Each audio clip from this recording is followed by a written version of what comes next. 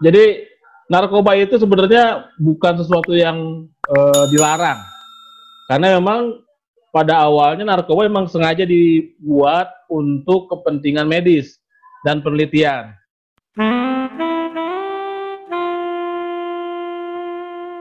Saya punya pertanyaan lain nih, Dok. Dengan narkoba tadi. Sebenarnya bagaimana sih efek negatif yang ditimbulkan oleh narkoba di dalam tubuh manusia, Dok? Dan bagaimana cara kita mengatasinya? Silakan. Oh, siap. Jadi narkoba itu sebenarnya bukan sesuatu yang dilarang, karena memang pada awalnya narkoba memang sengaja dibuat untuk kepentingan medis dan penelitian. Yang tidak boleh itu sebenarnya adalah penyalahgunaan ketika seseorang menggunakan narkoba di luar indikasi atau di luar kebutuhan dia. Nah, narkoba itu efeknya banyak karena dia ada 3 efek besar ya. Pertama sebagai stimulan yang membuat orang semangat. Yang kedua adalah depresan. Depresan itu membuat orang itu menjadi melambat, tenang ya. Dan yang ketiga halusinogen atau menciptakan halusinasi. Semua zat ini sebenarnya dibutuhkan untuk kondisi-kondisi yang sesuai dengan indikasi atau kebutuhan. Masalahnya adalah yang terjadi adalah penyalahgunaan tadi. Orang yang nggak butuh dia pakai. Nah, kejelekannya selain manfaat tadi, dulu itu memang manfaatnya adalah untuk misalkan orang yang buat narkose, orang yang mau operasi ditidurkan, orang yang setelah operasi dikasih analgetik atau pereda nyeri. Nah, orang yang sedang gelisah diberikan obat itu biar tenang. Orang yang sedang merasa gundah gulana diberikan obat yang membuat dia lebih tenang dan lebih comfortable.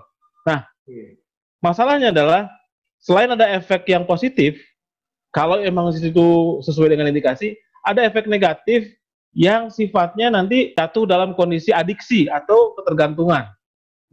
Nah, kalau sudah jadi ketergantungan, maka seseorang itu akan merasa butuh sekali barang tersebut. Bahkan kecenderungannya bukan cuma sekedar butuh, makin hari dosisnya makin bertambah. Dan ketika dia tidak ketemu barangnya, maka yang terjadi adalah kegelisahan. Kegelisahan itu bukan hanya kegelisahan secara psikis, secara kejiwaan, dia nyari-nyari itu, tapi yang juga yang bahaya adalah fisik. Fisiknya dia merasa menggigil, merasa sakit badan, lemes, atau malah sebaliknya tergantung saatnya. Jadi gampang capek dan segala macam. Nah, efek yang lebih bahaya lagi adalah akan terjadi intoksikasi atau keracunan. Dan ujungnya bisa kematian. Kematian di sini bukan hanya akibat langsung, tetapi juga akibat tidak langsung. Kalau misalkan tidak langsung, misalkan efek gelisah yang ditimbulkan akibat lepas obat, artinya gini, dia udah kecanduan, tapi nggak ketemu barang, dia akan gelisah. Timbul halusinasi, bahkan paranoid.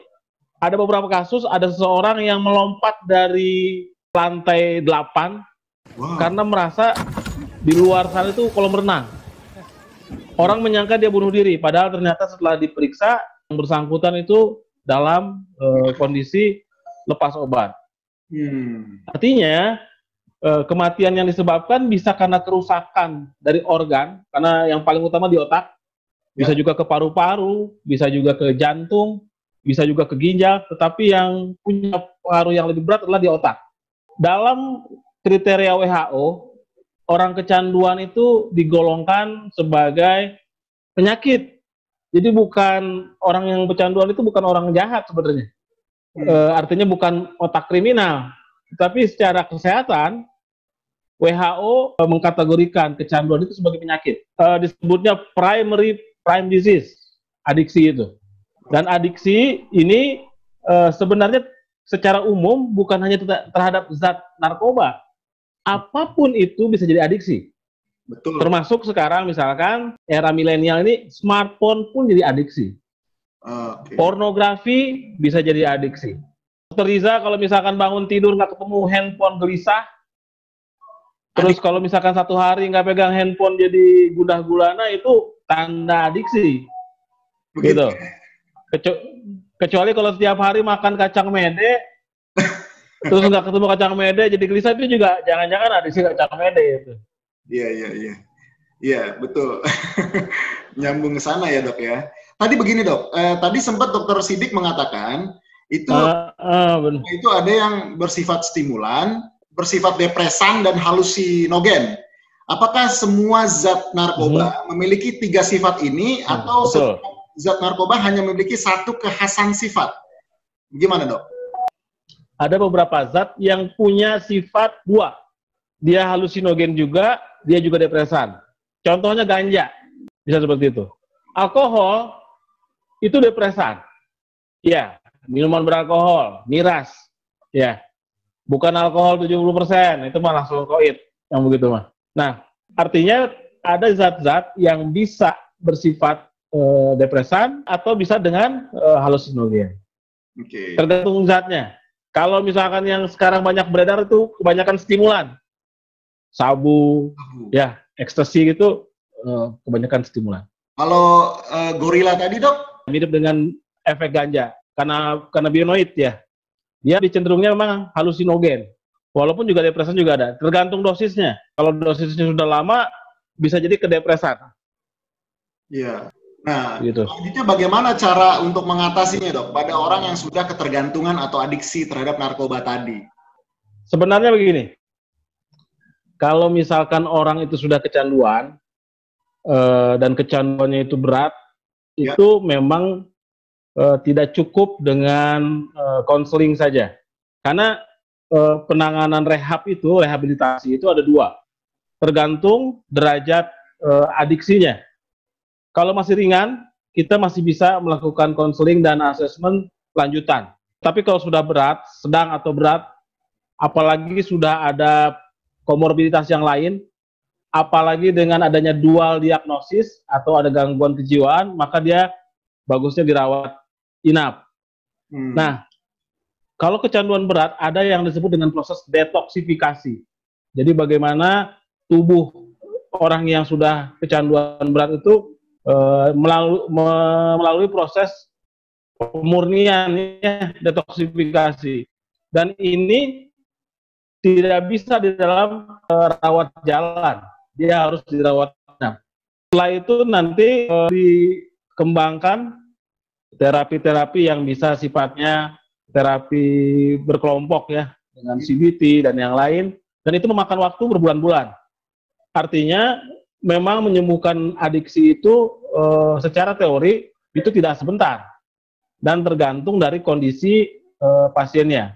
Kalau pasiennya gejalanya ringan, bisa dengan konseling saja dan asesmen lanjutan dan terapi-terapi yang tidak perlu rawat jalan. Tapi kalau sudah sedang atau berat, akan sulit sembuh kalau misalkan dia tidak melalui proses rawat inap. Dan perlu diingat bahwa yang namanya orang adiksi itu bisa kembali pulih, tetapi juga bisa kembali relapse. Makanya di situ dalam secara definisi, adiksi itu adalah penyakit primer di otak yang bisa rekuren atau bisa kembali terjadi kalau misalkan dia tidak bisa memanage potensi stresnya. Ketika dia tidak bisa mengendalikan diri, maka dia akan kembali lagi. Jangan heran, ada beberapa orang atau kasus, mungkin tokoh juga yang berkali-kali masuk rehab, pakai lagi, dan pakai lagi. Karena dia tidak bisa mengendalikan stimulus itu untuk hal-hal yang positif. Modalnya adalah dukungan dari dirinya dan orang lain. Seperti itu. Ya, dan tentunya meninggalkan lingkungan lamanya ya, Dok ya. Karena itu pengaruhnya besar banget menurut saya. Bagaimana, Dok? Sebenarnya memang sesuai dengan teori, orang ingin pakai narkoba itu salah satunya adalah faktor lingkungan. Itu faktor eksternal. Jadi kalau misalkan lingkungan itu sangat kuat pengaruhnya, itu akan menciptakan sugesti. Sugesti itu keinginannya, ya sugesti atau dorongan impuls keinginan yang kadang-kadang terpicu oleh sesuatu yang remeh. Contohnya apa, Dok? Contohnya begini, ketika misalkan dia memang pertama kali pakai di kamarnya, dan pada saat itu dia dengar lagu si Anu misalkan ya, Ya. Setiap didengar lagu itu, maka dia tersuges untuk ingat kembali. Bahkan kalau misalkan dia pakai bong dari apa namanya botol dan sedotan, begitu dia lihat bisa suges lagi. Iya, iya, iya. Tanpa harus dia melihat barangnya. Nah, itu kalau suges sangat kuat seperti itu memang perlu apa namanya? Perlu latihan ya. Iya. Apakah harus hijrah keluar dari lingkungan? Apakah harus seperti itu? Tergantung sebenarnya. Tanpa hijrah pun kalau misalkan dorongan internalnya kuat, bisa saja tidak perlu orang pindah rumah. Oke. Seperti itu. Ya, bisa dipahami dok. Baik. Kemudian begini dok, ada pertanyaan saya yang lain nih dok. Apakah pernah ada kasus, terutama di Kabupaten Sumedang ya, di mana pengguna narkoba itu terkena infeksi COVID-19 ini dok? Pernah nggak ada? Terus apakah hal tersebut menambah berat infeksi COVID-19 pada penderita atau pada pengguna narkoba itu atau tidak dok? Sejauh ini kalau ditanya di Sumedang, memang saya belum dapat data karena kebetulan kasus terkonfirmasi di sini semuanya pasien sepertinya bukan atau tidak pernah terkait dengan kasus narkoba. Dan rata-rata memang yang terkonfirmasi di sini pasiennya tidak separah yang dibayangkan gitu ya. Alhamdulillah. Kebetulan saya juga di gugus tugas COVID di Pemkab di bagian pencegahan. Sejauh ini memang tidak ada dan tidak terindikasi bahwa pasien-pasien yang terkonfirmasi atau PDP pun sekalipun itu yang pengguna. Tetapi secara teori narkoba itu memang merusak fisik dan mental. Sedangkan kalau kita tahu sendiri bahwa COVID itulah penyakit yang disebabkan oleh virus. Benar. Kalau misalkan orang itu aktif menggunakan narkoba, dia akan menurunkan kegelisahan, dia akan menurunkan juga sistem imunnya. Ya. Seperti itu. Berarti otomatis dari logika berpikir kita yang sederhana, orang yang terkena infeksi COVID-19 dan dia adalah pengguna narkoba, otomatis akan lebih berat secara klinis ya dok ya, dibanding orang yang tidak pernah menggunakan narkoba. Begitu ya dok ya? Ya, kurang lebih seperti itu. Kurang lebih seperti itu. Nah, baik dokter, ini pertanyaan terakhir saya nih dok. Setelah panjang lebar ya, Dr. Sidik menjelaskan kepada kami terkait narkoba, bagaimana cara terbaik yang bisa sebuah keluarga lakukan, nih dok lakukan untuk menghindari risiko penyalahgunaan narkoba ini dok. Jadi dalam skup keluarga gitu, apa yang harus dilakukan dok? Terima kasih. Siap. Jadi pertama adalah keluarga itu adalah faktor pencetus bila dia tidak hati-hati dalam menerapkan pola asuh. Jadi ada yang disebut dengan teori modeling. Modeling itu adalah jika seseorang anak melihat orang tuanya berlaku A, maka dia akan melakukan A. Kalau bahasa dalam agama mungkin keteladanan, uswah. Kalau si bapak merokok, maka anak pun akan terpancing untuk merokok. Terpancing ya, karena tidak semua bapak merokok, anaknya merokok, seperti saya. Tapi itu adalah salah satu teori modeling. Yang kedua adalah tanamkan spiritual value. Karena dengan daya tahan spiritual, itu jadi benteng utama untuk terhindar dari godaan-godaan untuk mau mencoba atau menggunakan. Yang ketiga adalah cari tahu informasi tentang narkoba dari sumber yang soheh, dari sumber yang valid. Kalau misalkan di situs internet kita lihat di mungkin di BNN atau di Departemen Kesehatan, yang kaitannya adalah sumber-sumber yang secara informatif tidak berbau hoax. Dan yang keempat, yang terakhir, ini yang utama sebenarnya. Kalau misalkan seseorang itu tergoda untuk menggunakan narkoba, maka harus diingat, ketika kita ingin menjelaskan kepada anak kita, yang paling mudah contohnya adalah ketika kita melihat berita di TV. Itu paling gampang. Misalkan ada berita tentang penangkapan gembong narkoba atau artis yang kita perlihatkan, kita didik anak kita bahwa coba kita lihat orang yang sudah mampu, yang sudah mungkin sudah terkenal, tapi ketika dia kena narkoba, coba dilihat. Dia dipajang di depan umum dengan rasa malu, ditutup dengan topeng, di penjara, semua keluarganya sangat menderita. Itu adalah pembelajaran untuk mengkomparasi apa yang dialami oleh orang lain sebagai pembelajaran ke kita. Tapi yang paling utama di antara keempat tadi adalah pola asuh. Kalau pola asuh di dalam keluarga ini berjalan dengan normal, maka insya Allah dengan pola asuh yang baik, anak pun akan terhindar. Seperti itu, Dokter Iza. Ya, baik. Saya rasa penjelasan dari Dokter Sidik terkait dengan penyalahgunaan narkoba sudah cukup luas ya, dan mudah-mudahan sudah cukup memberikan banyak penjelasan buat kami semua di sini.